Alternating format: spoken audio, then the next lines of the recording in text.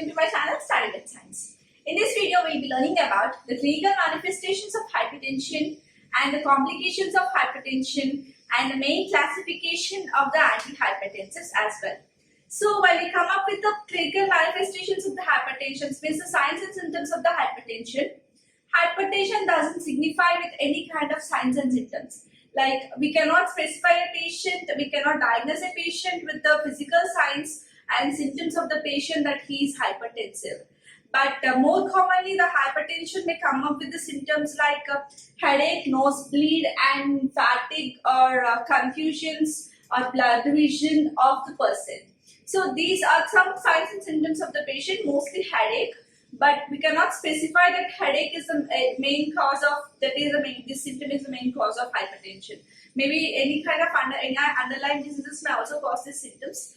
But mostly people come up with this kind of symptoms. While we speak about the malignant hypertension means the long standing of the hypertension, which is a fatal kind of hypertension, which makes a person fatal. So this kind of hypertension may result in some end organ damage, like renal damage, hematuria, and proteinuria. Hematuria means excretion of blood in the form of urine, and proteinuria means excretion of more amount of proteins from the urine. So this is the main significance of this malignant hypertension, which is very dangerous. And this malignant hypertension, when a patient is in this case of malignant hypertension, he must be immediately gets hospitalized, and the blood pressure should be normalized within 12 to 24 hours from the onset of this malignant hypertension.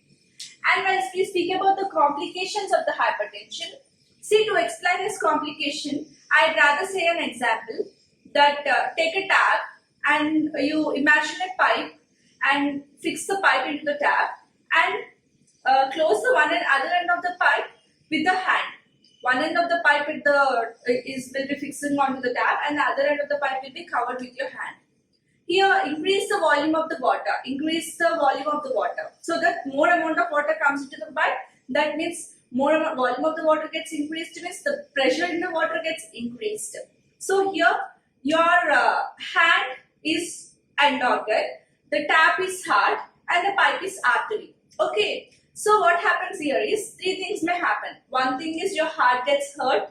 If you increase the pressure, you're closing the tap, you're closing the pipe with the other end. It means you're increasing the pressure. The pressure inside the pipe of the water gets increased rapidly. So that three things might happen. One thing is your hand may get hurt, or the other thing is the pipe may get ruptured or tear, or the other thing is the pipe may get come out from the tap.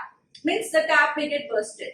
Means the tap is hard. That means here end organ damage or arterial dysfunction or the heart dysfunction. Heart dysfunction means I signify the heart as a tap. Heart dysfunction or arterial dysfunction or the end organ damage. Okay. See, here this is the process how the complication of this hypertension takes place. For example, see this myocardial infarction, which is a primary complication of the hypertension. Myocardial infarction means blocking of the blood to the heart. Blocking of the blood supply to the heart muscle itself. So, blocking of the blood supply to the heart muscle means the insufficient supply of blood to the heart muscle itself. As a result of this, heart muscle doesn't get enough supply of oxygen. So this is called myocardial infarction. Means why this myocardial infarction is happening due to hypertension means, see, hypertension always mostly results in the arterial dysfunction. Whenever the blood keeps more pressure on the arteries get weakened. As a result of this, the arteries doesn't play a role against that of the plaque formation that is going to happen in the arteries. Arteries mostly, if this is the artery, most of the times it gets deposited with the plaque. Means some kind of blockage in the arteries gets happened. If the arteries are strong enough, they could fight with the plaque formation. So the blood pressure, the pressure of the blood in the arteries is getting increased. Means it is showing the pressure against the wall arteries, so that the arteries gets weakened. As a result of this, they can't fight with the clot, that is plate formation that is going to take place in the arteries. As a result of this, some blocks in the arteries may happen, which leads to stoppage of the blood flow. As a result of this, the myocardial infarction means the heart muscle itself doesn't get enough supply of the blood due to blockage of the arteries, which is internal significance of the hypertension. So next, coming with the stroke. Stroke means insufficient supply of blood to the brain. Means we can see the symptoms of the stroke like blood division, the body balance of the people gets affected, or numbness of the face, hands, feet. All this come up with the stroke. We generally see many cases of the stroke. Means insufficient supply of, means blockage, insufficient supply of blood to the heart, to the brain. So this is stroke. Insufficient supply of blood to the brain. As a result of this, the brain doesn't get enough supply of blood, and as well as the supply of oxygen also. See, this cerebral infarction, same thing that happens with the myocardial infarction. The cerebral doesn't get enough supply of blood due to the cerebral arteries might get damaged, weakened, or some kind of blocks may happen in the cerebral arteries. And the next one is cerebral hemorrhage. Cerebral, I already mentioned here, the arteries gets weakened and sometimes they get ruptured. As a result of this, bleeding in the brain happens. The main reason of the cerebral hemorrhage always, means in the most of the cases, the main reason of the cerebral hemorrhage is trauma or hypertension. Mostly only these two can cause this cerebral hemorrhage. Means the bleeding that occur in the brain. As a result of, means while we speak about the hypertension, this is caused due to as a result of the rupturing of the arteries, which in turn leads to cerebral hemorrhage. Next one is hypertensive encephalopathy. This is also the same thing, blockage of the arteries, hypertensive encephalopathy, same thing as in case of myocardial infarction. And the next one is dissecting aortic aneurysm, which means dissecting aortic aneurysm. The main artery, the main biggest artery in the longest artery in the body is aorta, which takes place all through the trunk. So this aorta gets teared. Means tearing in the aorta happens.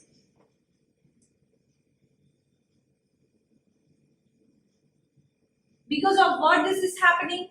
Tearing in the aorta because of the weakening of the arteries. Due to more pressure, the arterial walls get weakened. As a result of this, aortic aneurysm takes place, which means that artery wall gets ruptured, and it signifies many of diseases. And hypertensive nephrosclerosis. I already mentioned nephrosclerosis means end organ damage. Mostly it results in renal damage. That is why it is called nephrosclerosis. And organ damage means what I have mentioned, the hand means your hand is going to hurt. It means the end organ means the organ to which the blood is supplying, to which the heart is supplying the blood. That organ gets affected due to more and more amount of pressure. The organ gets hurt. That is called end organ damage. Mostly this happens in the case of kidney, renal damage. So this is hypertensive nephrosclerosis. Nephrosclerosis, which is caused due to the hypertension, is called hypertensive nephrosclerosis. Hope it's clear. Next, peripheral vascular disease. This also means the same thing. The arteries walls get ruptured, and all these things are the complications, main complications of the hypertension. You just remember the pipe, tap, and your hand so that you can easily relate to this concept. And next, we come up with the classification of the hypertension. It's the classification of antihypertensives. So generally, if we speak in a concept that in a way to easily memorize this antihypertensives, generally they come up with A, B, C, D, and V finally. So while we speak about the antihypertensives, let's start with A. First one is AC inhibitors, and generally the suffix of these AC inhibitors is pril, means they end up with the end up with the suffix pril, like captopril, envapril, etc. And ARBs, they also end up with the suffix like sartans, like losartan, telmisartan, etc. Next, alpha blockers. They end up with the suffix sin, doxorubicin, prazosin, etc. These are the antihypertensives that start with A. AC inhibitors, ARBs and alpha blockers. Next, while coming to B, beta blockers, they generally end up with the suffix lol, atenolol, propranolol, etc. Next, coming to C, combined alpha and beta blockers, which means the combination of these alpha blockers and beta blockers. They include this labetalol, carvedilol, etc. And this central agonist, clonidine and methyl-dopa, and calcium channel blockers, they end up with the suffix dipine, amlodipine, nifedipine, like that. So these are the antihypertensives that start with C. Next, coming to the diuretics, D. There are different types of diuretics, and the main diuretics that play a major role in the hypertension are thiazide diuretics, potassium sparing diuretics, and loop diuretics. And while coming to the antihypertensives that start with V, vasodilators, their example is hydralazine. So these are the antihypertensives. Now let us speak about the main action of this antihypertensives, each class of the antihypertensive. This is the combined pathophysiology of the primary as well as the secondary hypertension. So here I already spoke about the pathophysiology of primary as well as the secondary hypertension in detail. So you can also check those videos. The link will be provided in the description box. And now we will see the class of the antihypertensive. The place, the action, where does it show? So we'll primarily check about the action where the antihypertensive is showing. First of all, we'll speak with the angiotensin converting enzyme blockers, ACE inhibitors, angiotensin converting enzyme inhibitors. So where is the angiotensin converting enzyme is helpful in the conversion of angiotensin 1 to angiotensin 2. So that vasoconstriction takes place with the help of angiotensin 2, which in turn leads to hypertension. So here convertase, angiotensin converting enzyme is playing a significant role here in conversion of the angiotensin 1 to angiotensin 2. So here to block this convertase and activity of this convertase enzyme, we are using ACE inhibitors, which are helpful to inhibit the action of this convertase enzyme, as in turn it leads to it stops the conversion of angiotensin 1 to angiotensin 2. If this conversion doesn't happen, angiotensin 2 doesn't forms and vasoconstriction doesn't happen, and finally it doesn't lead to hypertension. So this is the first one. And the next one is angiotensin receptor blockers. Here the angiotensin is blocking vasoconstriction. If it is causing vasoconstriction means what does it indicate? The angiotensin 2 going and binding to the specific receptors that are present on the blood vessel. As a result of this, the vasoconstriction is taking place. So that what now we are doing is the angiotensin, we are stopping the binding of this angiotensin 2 to that specific receptors in the blood vessel. For this we will use angiotensin receptor blockers here. What does it do? It blocks the binding of this angiotensin 2 to the specific receptors in the blood vessels. As a result of this, vasoconstriction doesn't take place and it doesn't lead to hypertension. And ACE inhibitors and ARBs together called renin-angiotensin-aldosterone inhibitors. Means they are inhibiting the anti-RAS mechanism. So these two are together called renin-angiotensin-aldosterone inhibitors. And these are these two drugs are used here, these two classes are used here. And coming to this, what I have said here, the sympathetic nervous system is getting stimulated and norepinephrine is released and it binds to alpha and beta adrenergic receptors. So here we are blocking these alpha and beta adrenergic receptors. For that we are using alpha blockers to block alpha receptors and beta blockers to block beta receptors, and combined alpha and beta blockers, combined alpha and beta blockers to block both the alpha and beta receptors. Okay, where does this alpha and beta receptors locate? They are located on the heart and blood vessels respectively. So these alpha blockers to block the alpha receptors, beta blockers to block the beta receptors, combined alpha and beta blockers to block both the alpha and beta receptors. And here the vasoconstriction is taking place, you know.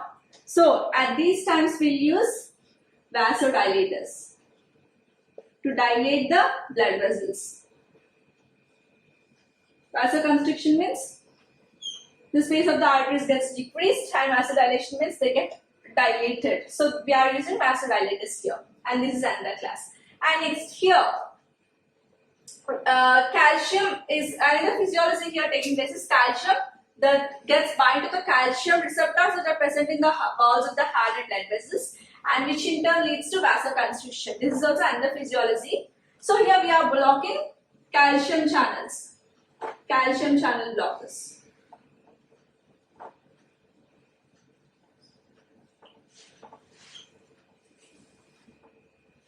So next one.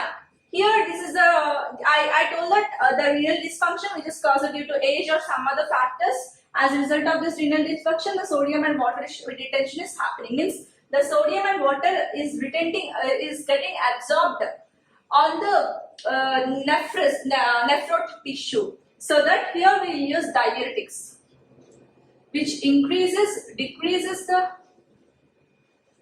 diuretics here, which decreases the reabsorption and increases the secretion, as interdiuresis means they increase the excretion of the salts and water in the form of urine, so that they are called diuretics. So here in this renal dysfunction we use diuretics as well.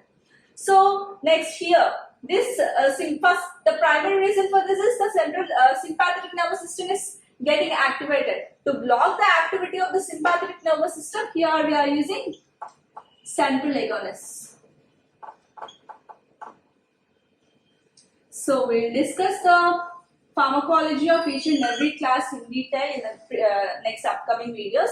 So that this is a primary action where these classes of antihypertensives are showing. Here AC inhibitors, ARBs, alpha blockers, and with B, beta blockers, and with C, central agonists and gamma and alpha and beta blockers and calcium channel blockers, and with the diuretics, and with the vasodilators as well.